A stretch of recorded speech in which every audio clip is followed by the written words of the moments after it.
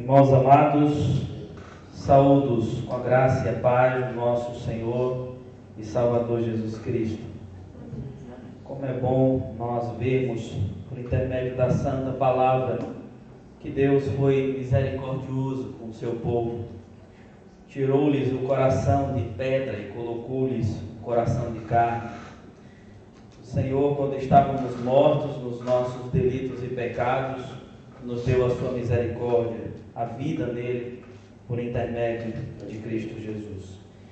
E junto com a nova vida em Cristo, existem vários benefícios, e um deles é saber que o Santo Espírito de Deus aplica em nós tudo aquilo que foi conquistado por Cristo Jesus na cruz do Calvário.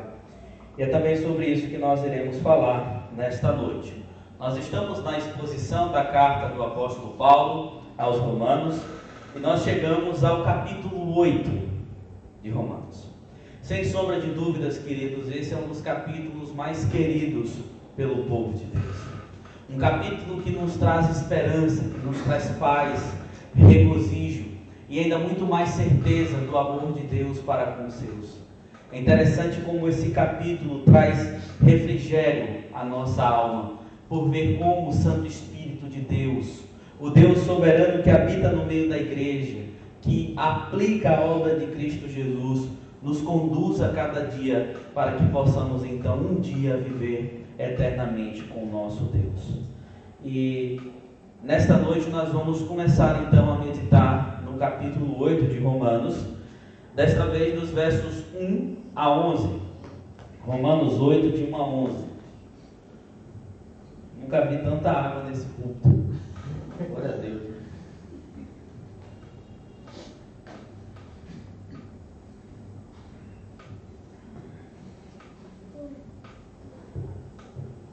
Romanos 8, de 1 a 11, diz o seguinte: Agora, pois, já nenhuma condenação há para os que estão em Cristo Jesus.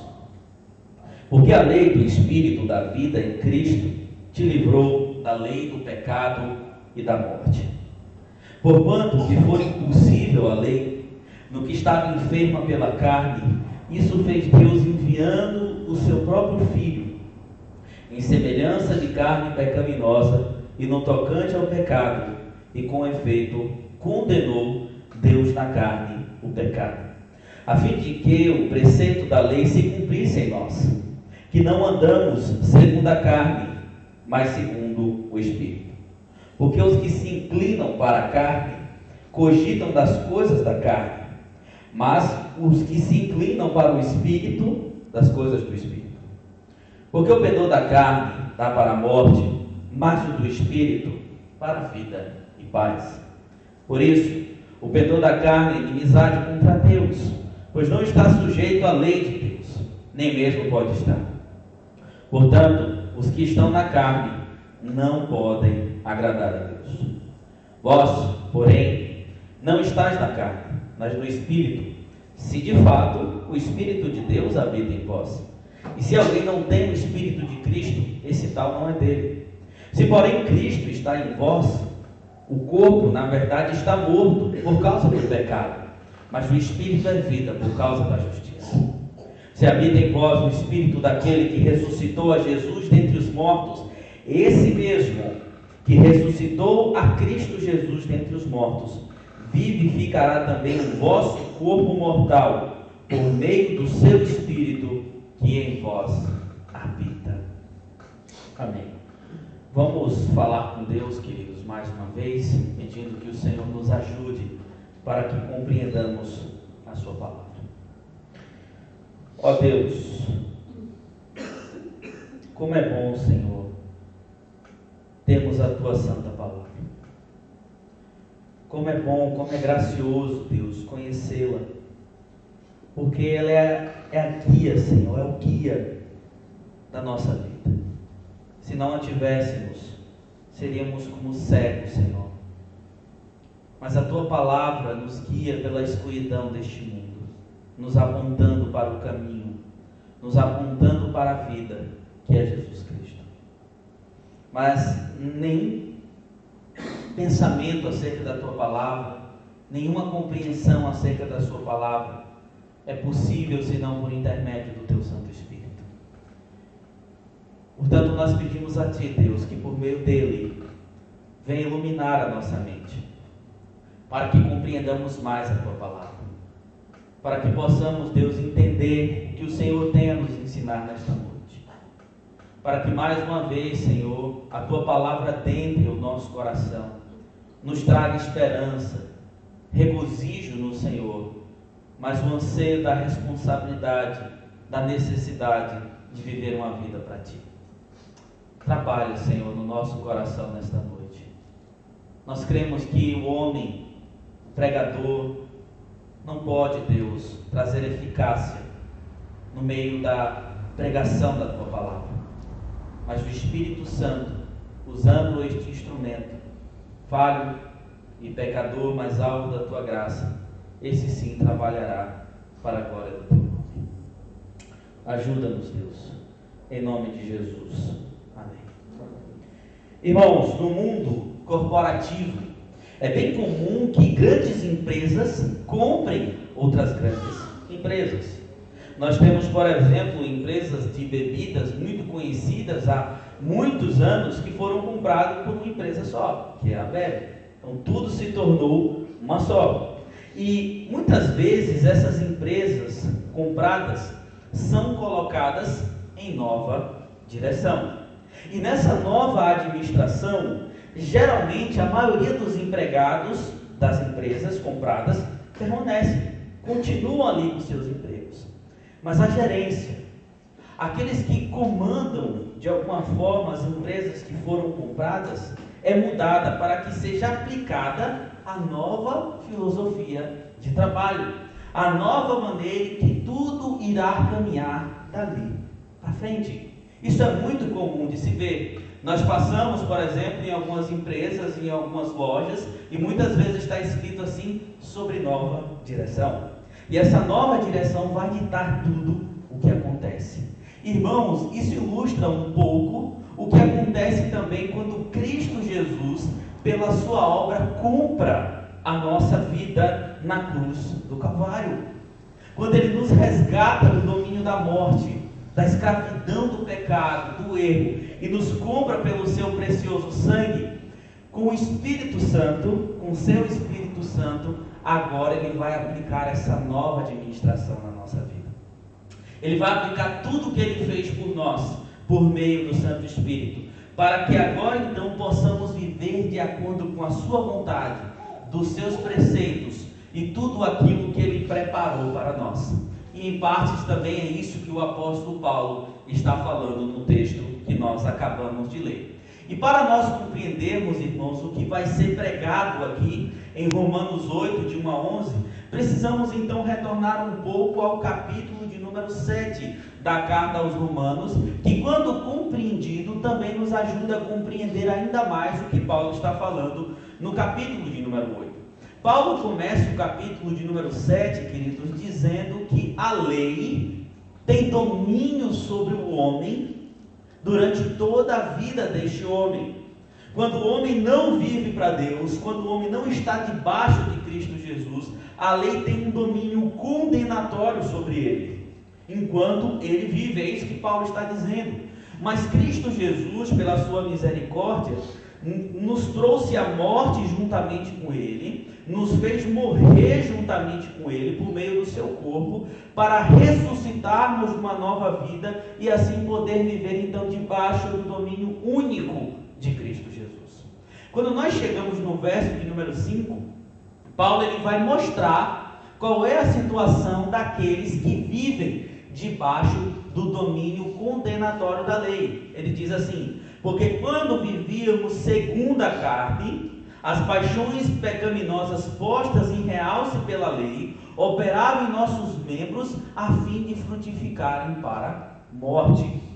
É isso que Paulo está dizendo. A partir do verso 7 até o verso de número 24, Paulo ele vai ilustrar então o que é que significa essa vida debaixo dos efeitos condenatórios da lei, do que significa frutificar para a morte. Ele vai dizer a partir do verso 7 que o problema não é a lei de Deus. A lei não é pecado, a lei não é ruim. O problema é o pecado que se apropria do mandamento para suscitar o erro que existe dentro do coração do homem, para suscitar a controvérsia, a negligência contra a lei de Deus. Porque quando o homem ouve que não pode fazer, surge dentro da vontade do homem natural o desejo de transgredir essa lei. Paulo vai mostrar também, a partir do verso 14, que muitos, como era o caso dos judeus, tinham a consciência de que a lei de Deus era boa, que a lei de Deus era perfeita, mas o corpo respondia contrário à lei de Deus. Por quê? Porque ainda operava nesse corpo tudo que era pecaminoso, e ainda que a mente soubesse o que era certo a fazer, o corpo sempre respondia de maneira contrária, de maneira pecaminosa. Mas então o que é que Paulo vai fazer a partir do capítulo 8, queridos? Ele vai ilustrar o que ele disse no verso 6. Ele vai começar a explicar o que ele disse no verso 6 do capítulo 7. Aqui ele diz o seguinte: agora, porém, libertados da lei, estamos mortos para aquilo que estávamos sujeitos, de modo que servimos em novidade de espírito. Aqui é na novidade do Santo Espírito de Deus, e não na caducidade da letra. Vejam que Paulo termina o verso de número 24 do capítulo 7 com a seguinte expressão: desventurado o homem que sou, quem me livrará do corpo dessa morte? Deste corpo que conhece a lei, mas que vive então levado àquilo que é carnal, aquilo que é contra a vontade de Deus. Ele diz: graças a Deus pelo nosso Senhor Jesus Cristo. E a partir do capítulo 8 ele vai começar a mostrar como a obra de Cristo Jesus, que nos livra da condenação da lei, nos livra do pecado, é aplicada pelo Espírito Santo de Deus. Ele vai nos mostrar que a obra de Cristo é aplicada em nós pelo Espírito e nos livra do poder do pecado e da morte, nos predispõe para a santidade e nos garante a certeza da ressurreição. É isso que Paulo vai falar sobre a obra de Cristo que é aplicada em nós pelo Espírito Santo. E ele nos mostra aqui, em primeiro lugar, então, que a obra de Cristo, salvífica de Cristo, aplicada em nós pelo Espírito Santo, em primeiro lugar, nos livra do poder do pecado e da morte. Volta aí para o capítulo de número 8, verso de número 1, ele diz: agora, pois, já nenhuma condenação há para os que estão em Cristo Jesus. Como é que ele começa o verso 6 do capítulo 7? Agora. Ele mostra esse novo estado em Cristo Jesus. Lembre-se que no livro de Romanos, quando Paulo usa essa palavra agora, ele está se referindo à nova situação do crente em Cristo Jesus. Ele diz que nenhuma condenação há para os que estão em Cristo.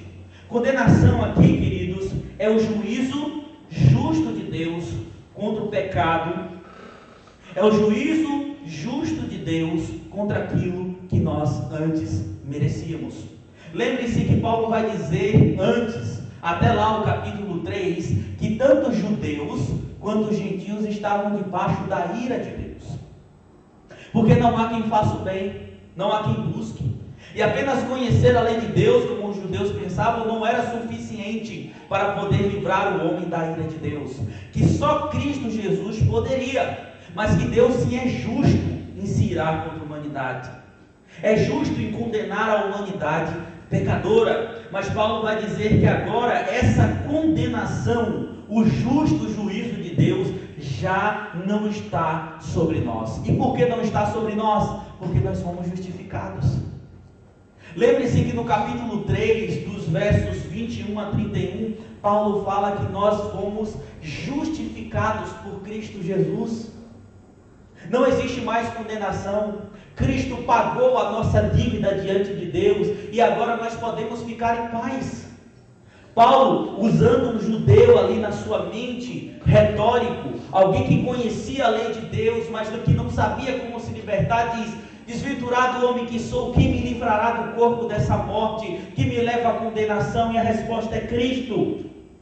Porque a justificação de Jesus traz a certeza que não há mais condenação. No versículo 2, Paulo dá então a razão pela qual não há mais nenhuma condenação para os convertidos. Veja comigo aí. Porque a lei do Espírito da vida em Cristo te livrou da lei do pecado e da morte. Aqui, meus irmãos, a palavra lei, nesse verso de número 2, tem de ser entendida não como a lei de Moisés, mas como norma, como princípio, como regra. Paulo está dizendo que a regra do Espírito, os princípios do Espírito de Deus, livrou o seu povo da lei do pecado e da morte. Deus determinou que mediante o sacrifício de Cristo no Calvário, o Espírito Santo aplique, impute, transfira àqueles que são de Deus os méritos de Jesus, de modo que esses possam receber a vida eterna. Essa lei do Espírito, ao qual concede vida em Cristo Jesus, nos livra da primeira lei, da lei do pecado, da lei da morte que domina o homem antes que ele seja realmente alcançado por Cristo Jesus. A lei do pecado e da morte aqui, meus irmãos, Deus estabeleceu uma regra, uma norma que diz o seguinte: a alma que pecar morrerá, pois o salário do pecado é a morte.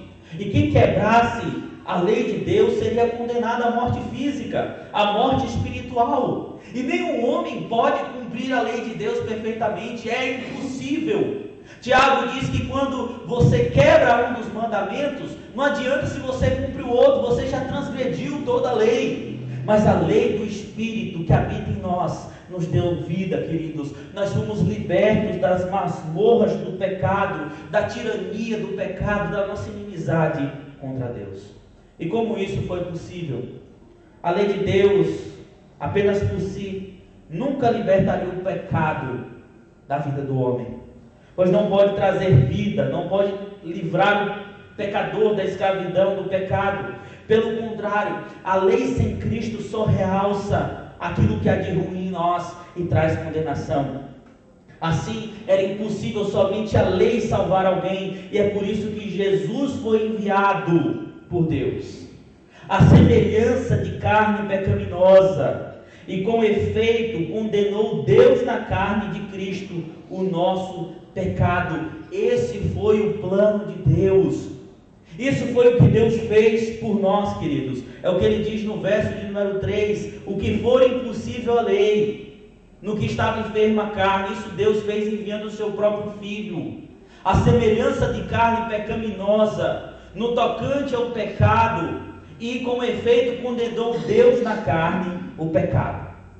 E isso, queridos, teve dois grandes custos. Primeiro, Deus cedeu o seu próprio Filho para que se tornasse semelhança de carne pecaminosa. Nós sabemos que a Trindade, ela é única em essência. Nós sabemos que essa essência da Trindade é perfeita, irmãos. Deus Pai, Deus Filho, Deus Espírito Santo.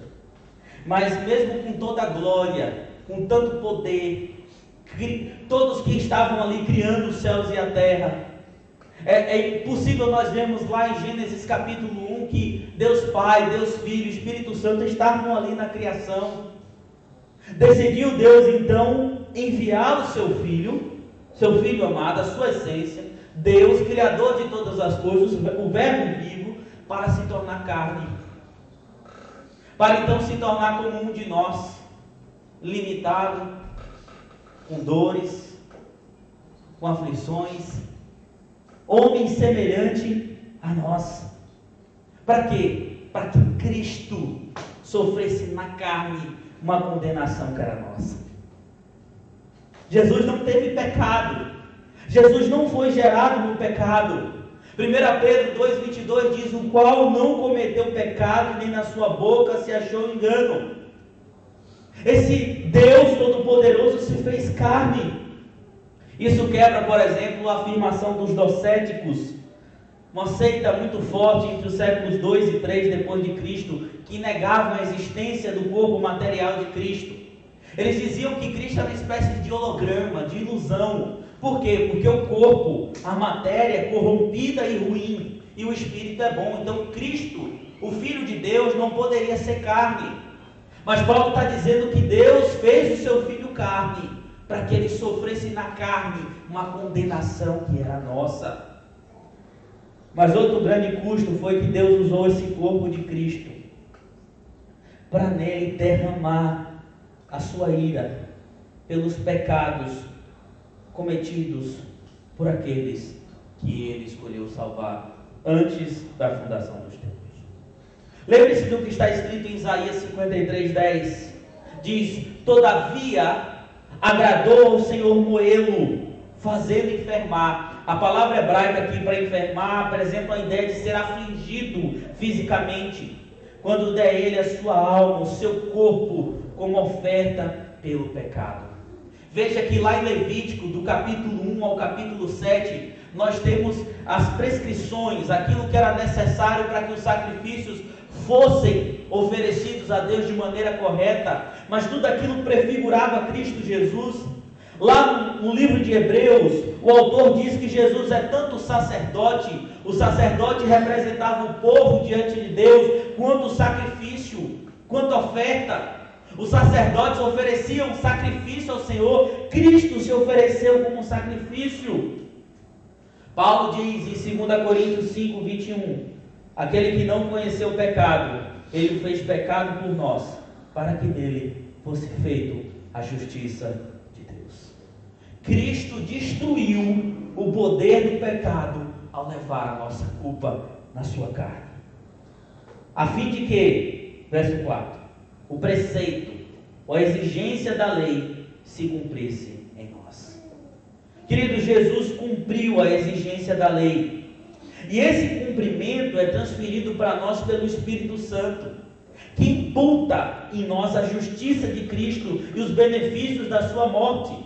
E o resultado disso, como diz o verso de número 4 aqui, que não andamos segundo a carne, mas segundo o Espírito, é que agora o seu povo não está mais vivendo debaixo da condenação da carne, do pecado, do erro, da morte, mas sob a direção do Santo Espírito. Portanto, queridos, a obra de Cristo é aplicada pelo Espírito na nossa vida, nos livrando do pecado e da morte, nos livrando dessa terrível condenação. E como isso traz um impacto ainda maior na nossa vida, quando paramos para observar o que está sendo dito aqui? A primeira coisa, meus queridos, é que nós devemos nos gloriar na certeza da salvação. E eu lhe pergunto, existe alegria maior do que essa? Saber que não há mais nenhuma condenação sobre mim e sobre você? Saber que nós já nascíamos condenados pelos nossos erros, pelas nossas falhas, mas que agora não tem mais nenhuma condenação sobre nós? Queridos, tem coisa melhor do que saber que Deus em Cristo nos acolheu. No restante do capítulo 8, Paulo vai dizer que o Senhor agora nos chama de filhos, onde Jesus é o nosso irmão mais velho, o nosso irmão perfeito. Deus nos acolhe como filhos.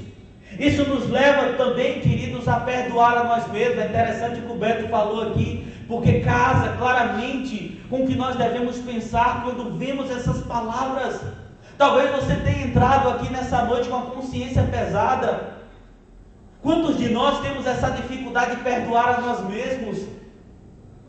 Machuca, dói saber que nós recebemos tanto de Deus, mas muitas vezes no nosso dia nós erramos e falhamos contra o Senhor, sem pensar, sem ponderar, sem colocar na balança, apenas falhamos, negligenciamos, entristecemos o Espírito, e a gente fica pensando, mas miserável homem que sou, e agora? Como é que eu pude fazer isso? Mas aí é que está a questão, a gente não repousa no que a gente faz, mas no que Cristo fez, meus irmãos. E isso nos leva a ter uma consciência tranquila diante de Deus. Nós devemos sentir o pecado de maneira ruim, é verdade, mas nos alegrar, porque apesar de nossas falhas, Jesus Cristo já nos libertou. A salvação pertence a quem? A Deus. Se pertencesse a nós, já era. Perdíamos daqui a pouco. Se conquistássemos, perderia logo depois, mas pertence ao Senhor.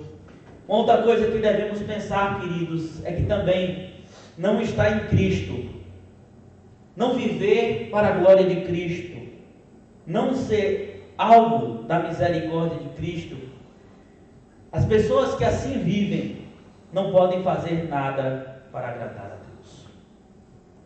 É interessante, irmãos, como algumas pessoas, ainda pensando na questão do mérito, acham que pode agradar a Deus pela própria forma de agir. Eu quero lhe dizer que mesmo o ato mais belo de um homem sem Cristo ainda está manchado pelos seus pecados. Boas pessoas, diante dos nossos olhos, vão ao culto, vão à missa. Boas pessoas fazem boas obras. Muitas pessoas que não são crentes são fiéis aos seus cônjuges, são boas pessoas no trabalho, são boas pessoas em meio à sociedade, são corretas pagando as suas contas, são corretas diante de tudo que lhe é colocado e é devido, mas nenhum desses atos pode agradar a Deus. É como uma noiva que adentra o seu casamento e ao caminho do altar se dá conta que o seu lindo vestido branco, que ela escolheu com tanto cuidado, está cheio de manchas escuras. Mesmo os bons atos sem Cristo não valem nada diante de Deus. O homem, quando faz isso, ele faz para a glória de si mesmo. O homem, quando faz isso, busca admiração para si, busca aquilo que ele considera ser bom para si. Só que a Bíblia diz: quer comais, quer bebais, quer façais qualquer outra coisa, faça para a glória de Deus. E se não é feito para a glória de Deus, não vale nada. Mas é impossível um homem fazer algo bom se não estiver debaixo de Cristo. Somente uma vida em Cristo nos levará a ter boas ações que glorificam a Deus. Mas essa vida virá não porque fazemos algo, mas porque Ele já conquistou para nós. Paulo continua a sua argumentação. Ele nos mostra que a obra de Cristo, aplicada pelo Santo Espírito, em segundo lugar, nos predispõe para a santidade. Paulo diz o seguinte, no verso 5: porque os que se inclinam para a carne cogitam das coisas da carne. Quando Paulo fala aqui os que se inclinam para a carne, a ênfase não está sobre o que eles fazem, mas o que eles são. Paulo está dizendo aqueles que são da carne, que são do pecado, que ainda estão debaixo da condenação, que amam os delitos e pecados, esses cogitam, esses só vão ser inclinados para as coisas da carne, aquilo que é contrário à vontade de Deus. Mas os que se inclinam para o Espírito, das coisas do Espírito, porque o pendor da carne é para a morte, mas do Espírito para a vida e paz, paz com Deus. Lembre-se que nós éramos inimigos de Deus, estávamos debaixo da sua ira, mas hoje nós temos paz com Deus. Não é a paz que esse mundo procura, um mundo sem problema, um mundo com todo mundo rico, um mundo com todo mundo com a cozinha cheia, farta, com a despensa cheia, um mundo sem doença, um mundo sem problema. Não é essa paz utópica, é a paz com Deus. E aí vem uma aplicação que é clara para nós: o mundo pode estar pegando fogo lá fora, mas se o seu coração está na paz com Deus por meio de Cristo, é isso que importa. E assim, queridos, eu quero aproveitar a oportunidade concedida por Paulo para falar um pouco mais sobre o Espírito Santo de Deus. Quem é o Espírito Santo de Deus? O que você conhece sobre o Espírito Santo de Deus? Alguns dizem que o Espírito é uma luz interior, que os conduz por meio de sentimentos íntimos que saltam a pele. Algo que está aqui dentro, que de repente você consegue sentir do lado de fora, no seu corpo, que te leva a ter certas ações que são fora daquilo que é comum à mente, do raciocínio comum. E muitos que pensam assim, não veem o Espírito agindo pela palavra de Deus. Porque se o Espírito Santo não opera junto com o Evangelho, este se torna letra morta para quem vê e ouve. O Espírito é aquele que trabalha em nós para que possamos então amar, entender e viver pelo Santo Evangelho. Então quem de fato é o Espírito? O Espírito não é uma mera qualidade a ser encontrada na natureza divina. Muitos pensam assim, não, existe o Deus Pai, aí ele tem ali um empregado, né, que é o Espírito Santo, para poder colocar a obra dele, a obra de Cristo em nós.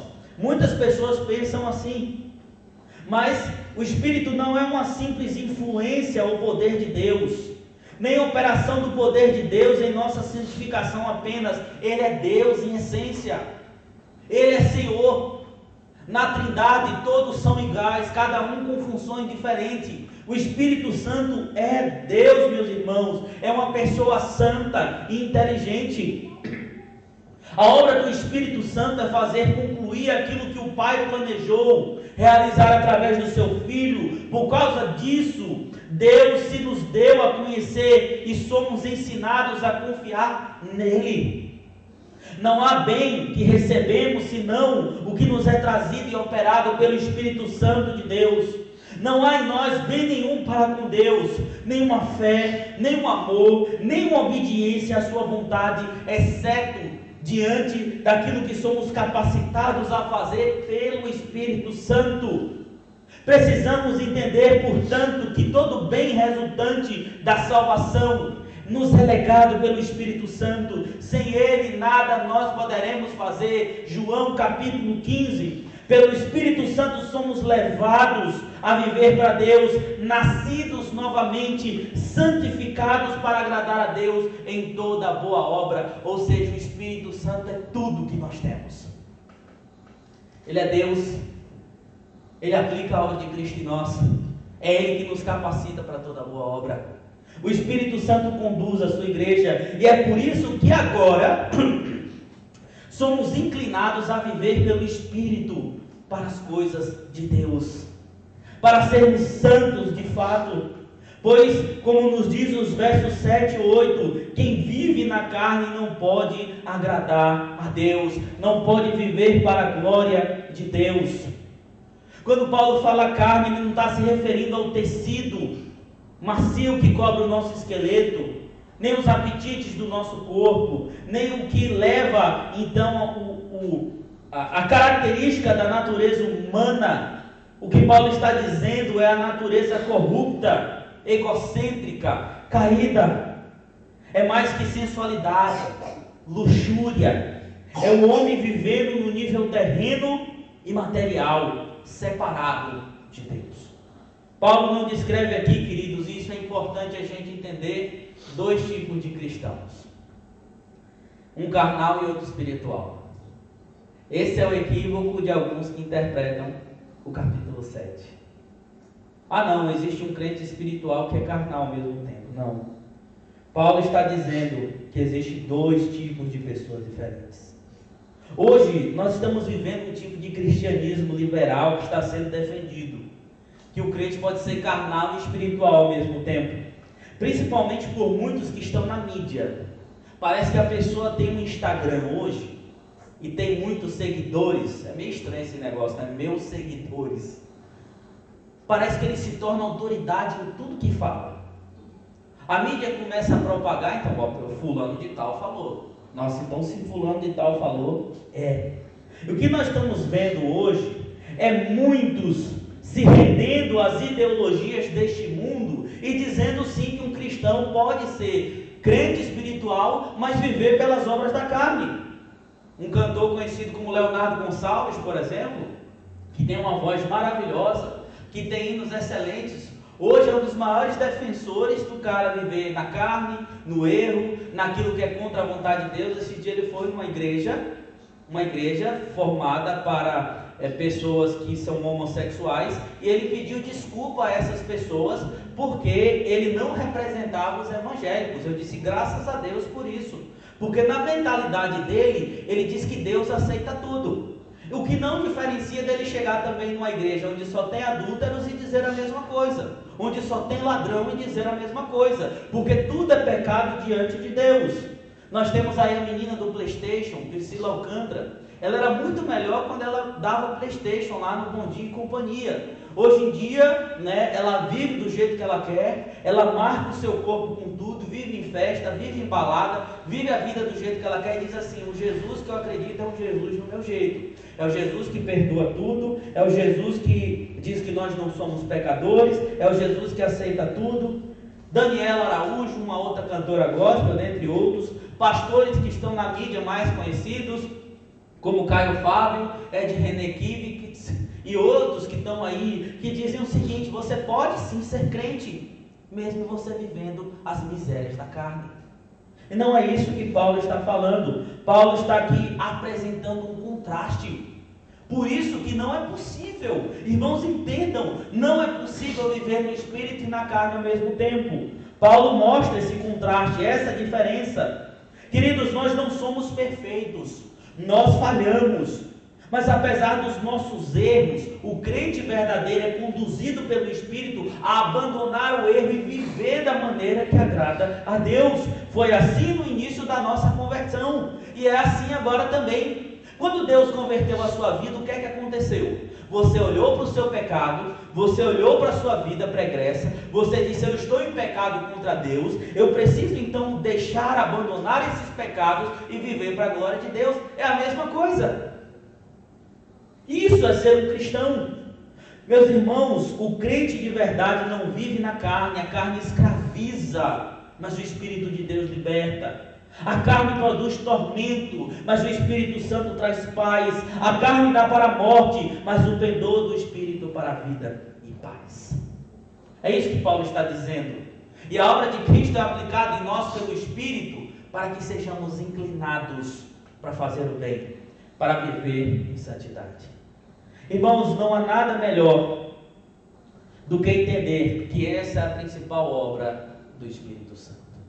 Aplicar-nos a redenção em Cristo e nos voltar unicamente para Ele. Como é triste ver irmãos, eu creio que irmãos crentes, mas numa perspectiva totalmente errada do Espírito Santo. O Espírito Santo hoje é entendido como alguém que cria emocionalismo. A pessoa chega numa igreja, parece uma boate, né? Aqui em Cosmópolis nós temos muitas, que tem um grupo bom de louvor, que canta músicas que estão ali conduzindo ao emocionalismo, e de repente a pessoa naquele escuro, né, aquele jogo de luz, aquela música bonita, o fundo musical, às vezes quando o camarada está lá na frente falando, fala tudo menos da palavra de Deus, é só o homem, é só o homem. Aí de repente começa aquela emoção. Eu estou sentindo uma emoção no meu peito. Eu estou todo arrepiado, aleluia. Desce, Jesus, desce, né? Queima Espírito, desce fogo, Espírito. É assim, mas quando sai da igreja, durante a semana, parece um filho do diabo. É triste ver irmãos achar que o Espírito Santo é só limitado a uma igreja que pensa que ele age colocando a pessoa para rodar, para pular, para cair, para falar coisas que ninguém entende, dizendo que está falando igual Atos 2, mentira, porque em Atos 2 o Espírito capacitou o seu povo para falar numa língua que todas as outras pessoas entendiam sobre Jesus Cristo. Não tinha nada de coisa incompreensível, não existe esse negócio. Mas na verdade eles se esquecem de olhar que a obra principal do Espírito é aplicar a redenção de Cristo em nós, e assim tirar o coração de pedra duro, como nós lemos, e colocar um coração de carne, tirar da morte e trazer vida, para que a pessoa então viva para a glória de Deus. Irmãos, a obra do Espírito não é ambígua, ou seja, não faz mais de um sentido, apenas nos inclina para o lado, para as coisas do alto. O reverendo Augusto Nicodemos conta a história de algo que aconteceu com o evangelista Billy Graham, um dos grandes pregadores que viveram neste mundo, né? Quando eu falo grandes, assim, no sentido de ser conhecido. E um dia Billy Graham estava num avião indo para algum lugar e sentou do seu lado um passageiro completamente bêbado. Logo reconheceu Billy Graham e o passageiro disse a ele assim: foi o Senhor que me converteu. Aí Billy Graham virou para ele e disse o seguinte: foi mesmo, porque se fosse o Espírito Santo você não estaria assim. Se fosse o Espírito Santo que tivesse te convertido, a sua vida seria diferente. Então vejam, queridos, é isso que o Espírito faz. Ele nos inclina a viver para a glória de Deus. Não para emocionalismo barato, não para coisas superficiais e passageiras. Não é para isso, mas é para viver para a glória de Deus em santidade. Paulo vai adiante. Ele vai nos mostrar que a nova vida em Cristo, a obra de Cristo aplicada pelo Espírito Santo, em terceiro lugar, nos garante a certeza da ressurreição. Paulo começa o verso 9 se dirigindo diretamente à sua audiência em Roma. Ele diz o seguinte: vós, porém, não estáis na carne. Dos versos 1 a 8 aqui, Paulo dá os indicativos sobre a aplicação da obra de Cristo pelo Espírito. A partir do verso 9, ele diz que essa é a nova realidade dos irmãos em Roma. Vocês não estão mais debaixo da carne. Só que ele coloca um porém aqui. Se de fato, observem aí, o Espírito de Deus habita em vós. Veja que nem todos que dizem que têm o Espírito Santo têm de fato, mas somente aqueles que realmente têm o Espírito Santo, o que acontece? É liberto das obras da carne. E se alguém não tem o Espírito de Cristo, esse tal não é dele. Irmãos, muitos dizem: eu sou cristão, eu sou crente, Cristo me salvou. Mas cadê os frutos? Cadê os frutos do Espírito? Mas se de fato Cristo está em vós, o corpo na verdade está morto por causa do pecado, mas o Espírito é vida por causa da justiça, ele diz no verso 10. E aqui eu quero chamar a sua atenção para mostrar que quando Paulo diz que o corpo está morto, não é a ideia de inanimado, ou imprestável, ou até mesmo morto em seus delitos e pecados ainda. A ideia aqui é de estar sujeito à morte e a ela destinado. Em outras palavras, o princípio da decomposição que leva à morte encontra-se em cada um de nós. Queridos, apesar da obra de Cristo, esse corpo que nós vivemos, ele está fadado à morte. A morte é consequência do pecado. E mesmo os cristãos de verdade irão passar por isso.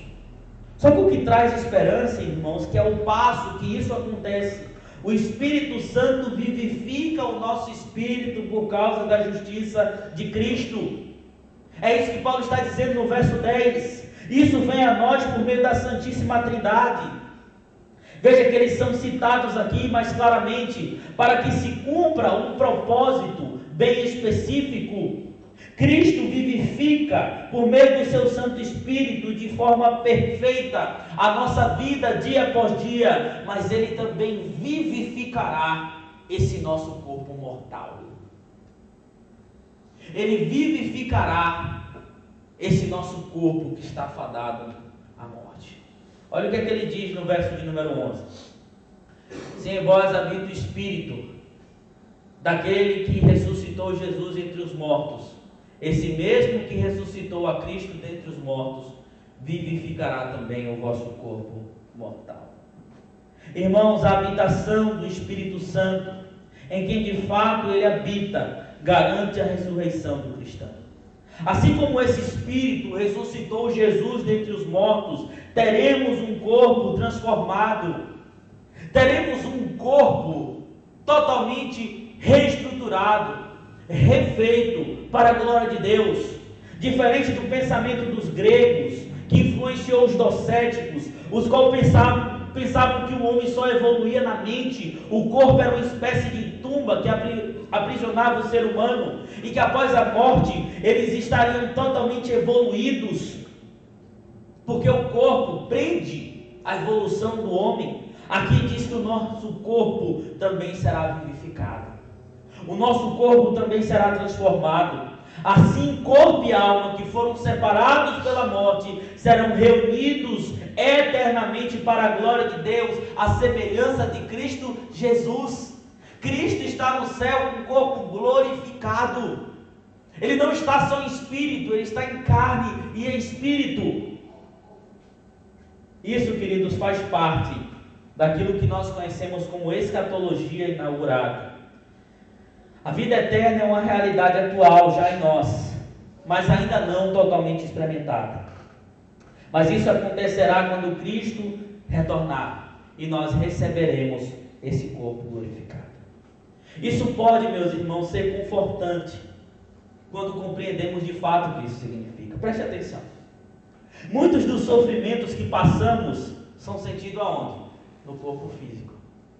Você já parou para pensar isso? Se o seu sofrimento é na sua mente, o seu corpo sente. Quantas pessoas ansiosas, passando por síndrome do pânico, depressão, tudo isso é sentido no corpo. E mediante essa realidade, muitos crentes começam a se desesperar, a questionar a Deus: Deus, por quê? Eu sei que a ansiedade é pecado, eu fiquei ansioso, mas aí agora a minha ansiedade chegou a tal ponto que eu tenho que tomar remédio para isso. Eu fui diagnosticado com uma depressão profunda, porque a ansiedade tomou meu coração e cheguei nesse estado. Agora eu tenho que sentir isso também no meu corpo. Começam a questionar a Deus: Deus, por que o Senhor deixou isso acontecer? Meu Deus, o Senhor poderia ter travado isso, mas permitiu. Às vezes começa a se fazer de vítima. Tudo está ruim, tudo está mal, tudo está caminhando ruim. E queridos, eu não estou dizendo que ter limitações no corpo é algo fácil. Alguém disse certa vez que é preciso mais fé para conviver com as dores físicas do que para se livrar delas. Eu não estou falando isso. Eu convivi com a irmã Lourdes, por exemplo. Ela tinha um problema na perna, os ossos dela foram quebrados, desfeitos na perna, e ela tinha muitas dores, principalmente nesse tempo de frio, não conseguia caminhar direito. E eu nunca vi aquela mulher reclamando. A gente tinha uma congregação, de todos os lados tinha ladeira. Ela morava perto da congregação, ela subia a ladeira, descia a ladeira, com a debilidade na perna, mas eu nunca vi ela reclamando. Mas muitos são assim. Mas o que precisamos entender, queridos, é que esta matéria está se deteriorando a cada dia, e que apesar disso, em Cristo, nós podemos ter a esperança que na consumação teremos um corpo transformado, sem dores, sem aflições, sem efeitos pecaminosos. O que precisamos é parar de sentir mais o físico e saber o que é viver de maneira espiritual. É tirar o coração daqui e colocar o coração lá na eternidade. Quem talvez entendeu isso muito bem foi Frances James Crosby, também conhecida como Fanny Crosby. Foi uma compositora que, por um erro médico, quando tinha poucos meses de existência, ficou cega pelo resto da vida. Ela dedicou também parte da sua vida a compor hinos que exaltam o Senhor. Alguns deles estão no nosso inário Novo Cântico, como por exemplo o hino 107, Sim na cruz, sempre me glória. E quando ela estava no seu leito de morte, ela disse as seguintes palavras: creio que a maior bênção que o Criador me proporcionou foi quando permitiu que a minha visão externa fosse fechada. Consagrou-me para a obra para a qual me fez. Nunca conheci o que é enxergar, e por isso não posso compreender a minha perda, mas tive sonhos maravilhosos. Tenho visto os mais lindos olhos, os mais belos rostos e as paisagens mais singulares. A perda da minha visão não foi perda nenhuma para mim. Um dos seus hinos famosos, hino de número 84 do Inário Novo Cântico aqui, Face a Face. Poucos sabem, mas o que ela está falando aqui é da esperança que ela tinha. A primeira estrofe com o refrão diz o seguinte: em breve a vida vou findar, não mais aqui eu cantarei, nos céus então irei morar, na presença do meu Rei. Face a face vê-lo-ei, liberto e salvo cantarei. Face a face vê-lo-ei, liberto e salvo cantarei. Ela está dizendo: eu não enxergo aqui não, mas breve eu vou encontrar o meu Criador, e lá eu vou enxergar, lá eu vou ver aquilo que eu preciso. Queridos, essa mulher não via nada neste mundo, mas sabia que um dia veria face a face Jesus Cristo, e nós devemos ter essa esperança, irmãos. Queridos, o que é que aflige a sua vida, o seu corpo, a sua existência? Entenda uma coisa, isso aqui é um passageiro. Não caia na besteira de muitos que hoje estão cultuando e idolatrando o corpo. Claro que a gente tem que se cuidar, é melhor estar magrinho do que estar assim, desse jeito, nesse estado aqui. É melhor você cuidar bem do seu corpo, mas como uma parte da vida. Muitos cristãos, é triste ver cristãos idolatrando o corpo. É em academia de noite, é só fazendo coisa com o corpo, é exibindo o corpo nas redes sociais, está se decompondo. E um dia vai para debaixo da terra. Mas a nossa esperança deve ser a mesma esperança do salmista no Salmo número 73. Quem mais tenho eu no céu, senão a ti? E na terra não há quem eu deseje além de ti. Minha alma e meu coração desfalecem, mas Deus é a herança do meu coração, a força do meu coração, e a minha herança é para sempre. Ele está dizendo, eu posso, se você olhar o Salmo, é isso que Asaf está dizendo, eu posso até sofrer neste mundo, mas a minha herança é lá, ó. É lá, é no céu. Queridos, Paulo começa dizendo que não há condenação, e termina dizendo que um dia não haverá mais separação. Teremos um novo corpo refeito para a glória de Deus. Descanse nisso. Que cada dor que você sente, que cada aflição que você sente no seu corpo, te faça olhar para a eternidade. Essa é a nossa esperança. Que Deus nos abençoe, irmãos, e que possamos entender a mensagem que foi pregada nesta noite. O Espírito de Deus aplica a obra de Cristo em nossa vida, e ao aplicar a obra de Cristo em nossa vida, nos livra do poder do pecado e da morte, nos predispõe para a santidade e nos garante a certeza da ressurreição. Louvado seja Deus por